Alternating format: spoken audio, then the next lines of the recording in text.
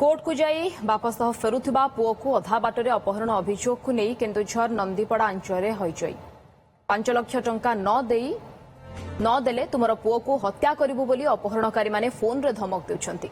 अभियोग आसीछि केन्दुझर नंदीपड़ा थाना पंदाड़ो गांव अभियोग अनुसार पुओ सनातन को धरी हाटडिही कोर्टरू फेरुथिले बापा नरेंद्र नायक। एक मामला रे हाजिरा पाई कोर्ट को जाई फेरुथिबा बेले अधा बाटरे किछि युवक नरेंद्र को माड़ मारी बिल को फिंगी देथिले एवं सेठारू पुओ सनातन को उठाई नहीं पड़ाइथिरा अभियोग होइछि।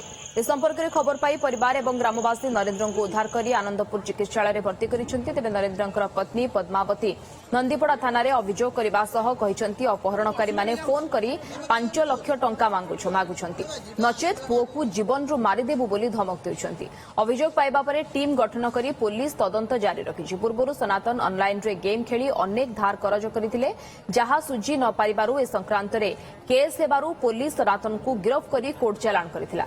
जहार शुणाणी पाई बापा पुओ कोर्ट को जाई फेरुथिले।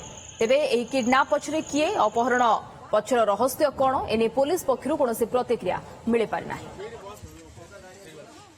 पुओ कोठी आजन लागने आजन कोठी थाना जणे जंदी आगे जाने चंदे पुलिस कोन कहले